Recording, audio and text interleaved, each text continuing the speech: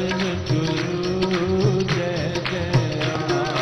परम गुरु जय जय राम। परम गुरु जय जय राम। परम गुरु जय जय राम। परम गुरु जय जय राम। परम गुरु जय जय राम। परम गुरु जय जय राम। परम गुरु जय जय राम। परम गुरु जय जय राम। परम गुरु जय जय राम। परम गुरु जय जय राम। परम गुरु जय जय राम।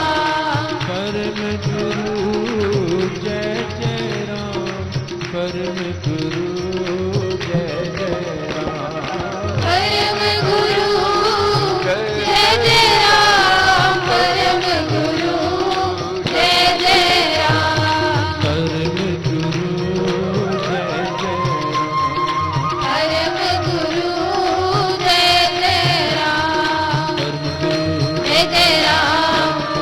जय जय राम। जय जय राम। जय जय राम। जय जय राम।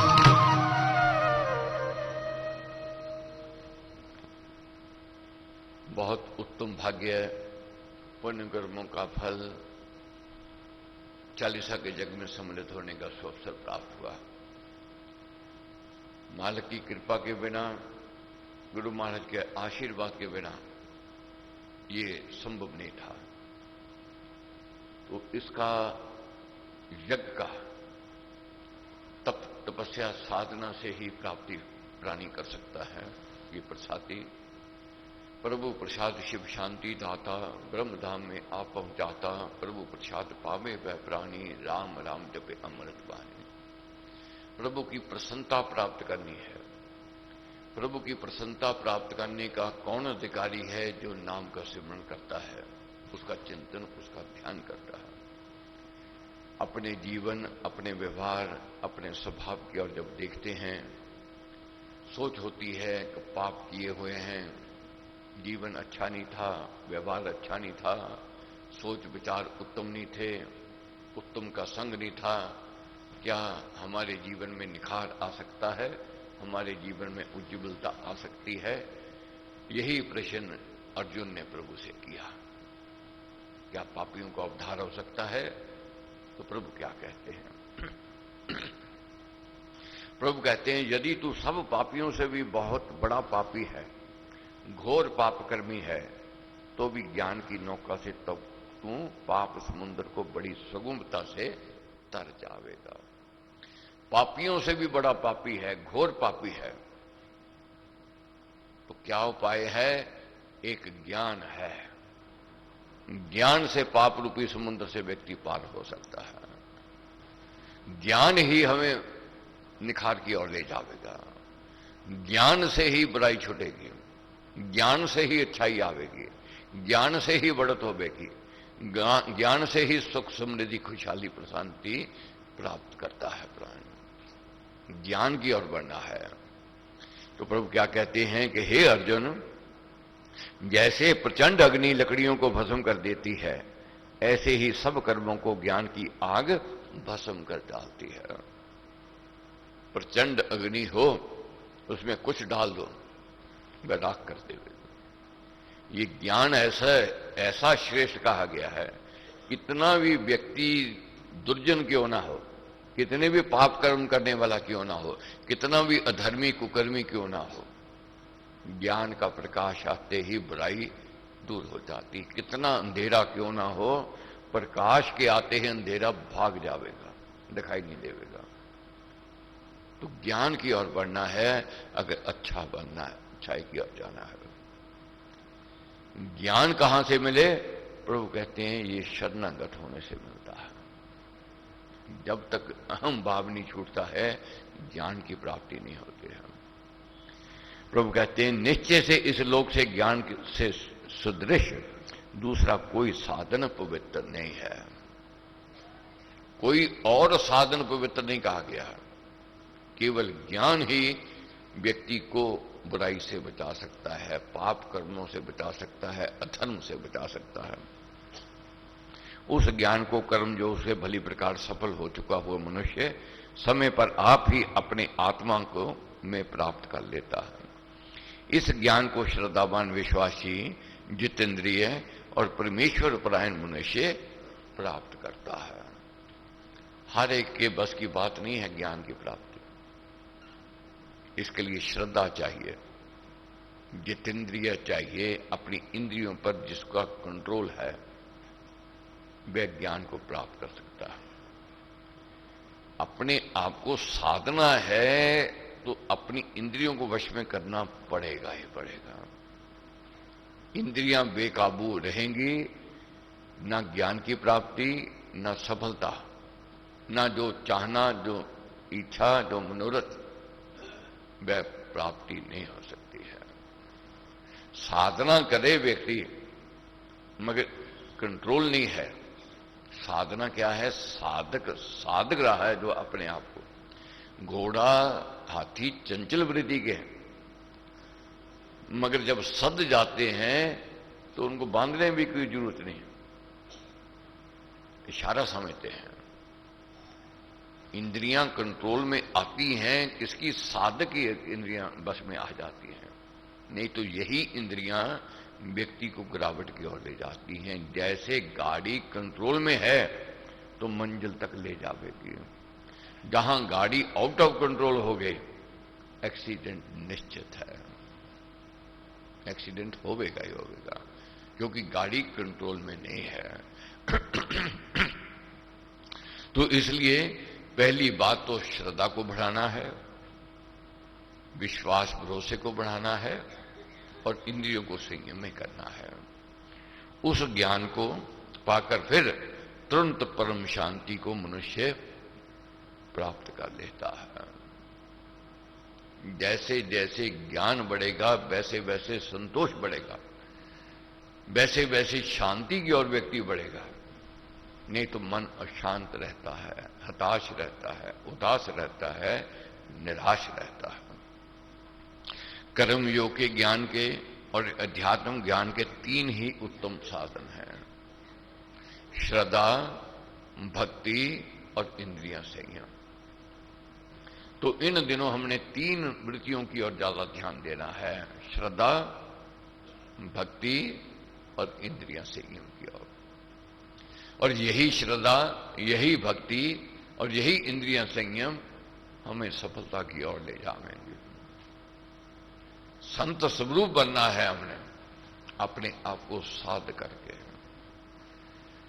प्रभु कहते हैं जो ऊपर कहे ज्ञान से रहित है, श्रद्धा ना करने वाला है और संशयशील है, वह नष्ट हो जाता है। जो श्रद्धा नहीं करता, जो संशयशील है, वह नष्ट हो जाएगा। तो हमने बढ़त की ओर जाना है। इसके लिए विश्वास को जगाना पड़ेगा, श्रद्धा को बढ़ाना पड़ेगा। इंद्रिय संयम करके श्रद्धा और विश्वास बढ़त की ओर जाते हैं। संशय युक्त का ना ये लोक है, ना परलोक है, ना ही सुख है। जो प्राणी संशय में रहेगा वह दुखी रहेगा, हताश रहेगा, उदास रहेगा। उसको अपने पर ही भरोसा नहीं, दूसरे पर भरोसा, विश्वास कहां होने वाला है। वह सब में संशय करेगा, सब में उसकी भ्रम की वृत्ति होती है। संशय तो इतना दुख की ओर ले जाता है, भ्रम तो जैसे दूध पी में और भ्रम हो जाए कि दूध के साथ हमने कभी कभी काला कण चीनी में आ जाता है कि हमने मक्खी पी ली, कितना बढ़िया दूध है, वह पचेगा नहीं, जी मचलाने लग जाएगा। मक्खी खाई नहीं मगर भ्रम हो गया। कभी कभी दाल में, सब्जी में कण दिखाई दिया, खा लिया मगर भ्रम हो गया, जी मचलावेगा। भोजन बहुत स्वादिष्ट, बहुत आनंद से खाया, कोई आके इतना कह दे ये भोजन आपने कर लिया, हो सकता है इसमें जहर हो। क्यों?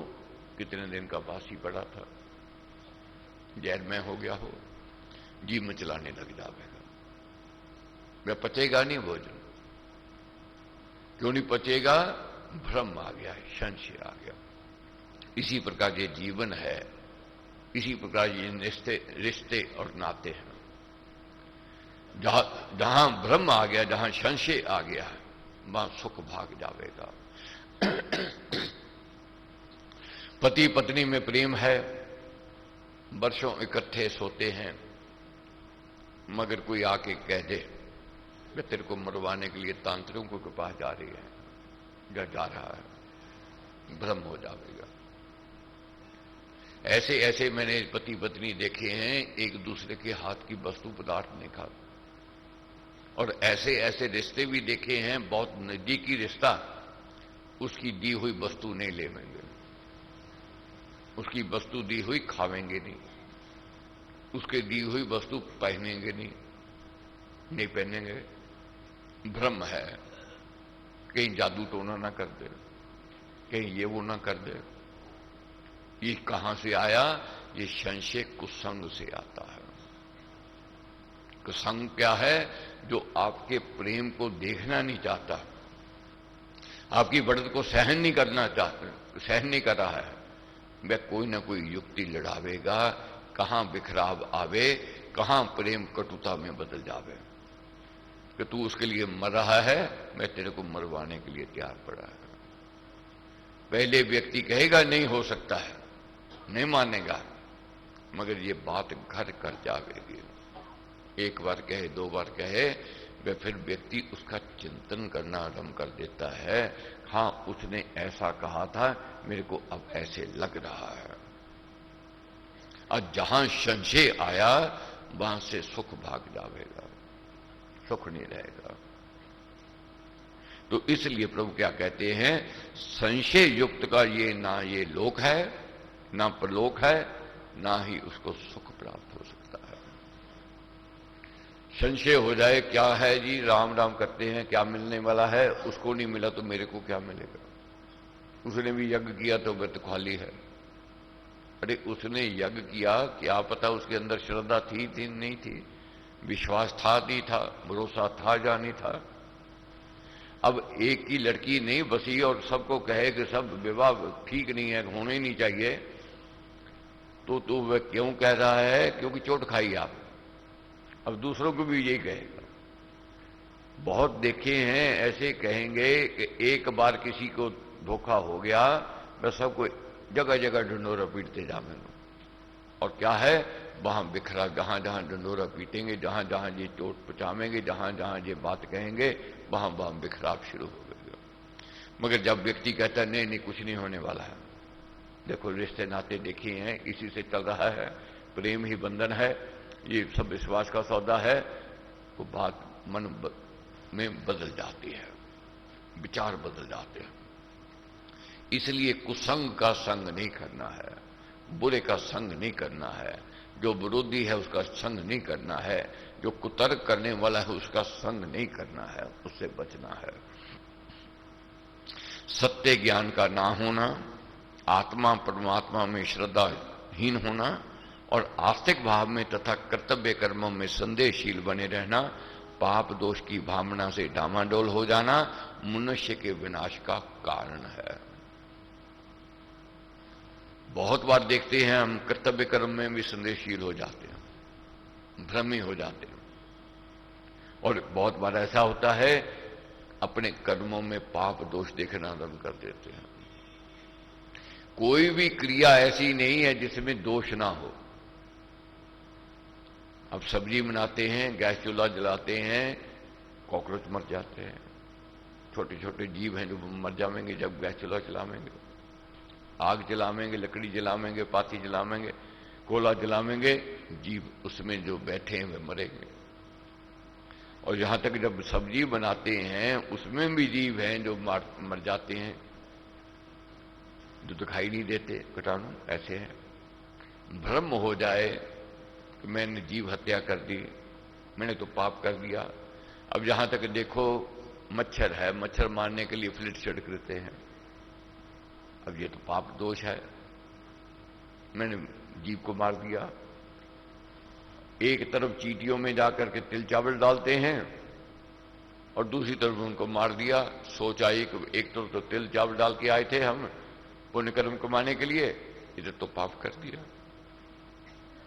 पाप दोष देखने से पाप दोष दिखाई देंगे। कैसे दान देने समय व्यक्ति के अंदर ये भाव आ जाए कि मैंने दान देना है, दान मैंने दिया, मेरे दान देने से उसने शराब पी ली, मेरे पैसे से उसने जुआ खेल लिया, मैं तो अब से दान नहीं करूंगा, अब मैं अन्न दान नहीं करूंगा, द्रव्य दान नहीं करूंगा, वस्त्र दान नहीं करूंगा। क्यों? मैंने वस्त्र दिए थे, उसने बेच दिए। ये सोच आ गई तो अपनी ड्यूटी से पीछे हट गया व्यक्ति, तो वह व्यक्ति संशय में, भ्रम में आता है, उसके सुख दुख में बदलता है। अपने कर्तव्य कर्म जो हैं धर्म के प्रति, परिवार के प्रति, समाज के प्रति, जाति के प्रति दोष दिखाई देते हुए भी छोड़ने नहीं चाहिए। जैसे सैनिक युद्ध लड़ा है, लड़ाई हो रही है और सैनिक करे मैं शस्त्र नहीं उठाऊंगा, मैं शस्त्र उठाऊंगा मेरी रिवाल्वर से, मेरी गोली से पर वृक्ष का मारा जाएगा, मेरे को पाप दोष लगेगा। और पाप दोष को देखकर अपनी ड्यूटी छोड़ देवे, वह धर्म नहीं, वह अधर्म कर रहा है। अपने कर्तव्य नहीं, अकर्तव्य की ओर बढ़ा है। सब कर्मों में संशय करने वाले से दोनों लोग और सुख नहीं रहते हैं। संशय मनुष्य में कुसंग और कुतर्क से आता है। दो बातों से बचना है, एक कुसंग, एक कुतर्क। एक बात को कुतेरने लगो, उसमें सोच विचार करने लगो, कोई ना कोई खोट, कोई ना कोई कमी, कोई ना कोई दोष व्यक्ति निकाल ही लेता है, निकल ही आवेगा। और इसी प्रकार संशय है, कुसंग है, इससे बचना है। बहुत बढ़ जाने से मनुष्य को यह भ्रमशील, अस्थिरचित्त, अविश्वासी और भीरू और दुर्बल बना देता है। बहुत मिलते हैं, एक ही बात को दोहराते हैं कि डर लगा रहता है, भय है, नींद नहीं आती, अपनों से भय है। ये संशय का कारण है, भ्रम का कारण है।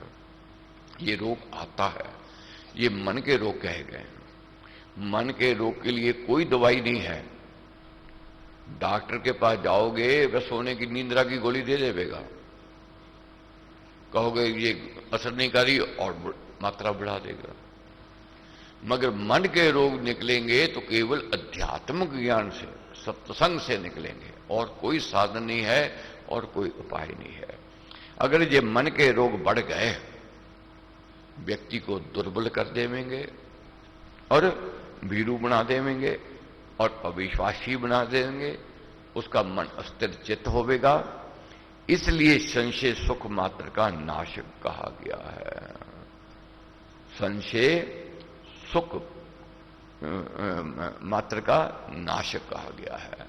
इसलिए इसको इन दिनों हमने निकालना है, यत्न करके, प्रयत्न करके। इसका उपाय अध्यात्मिक ज्ञान है।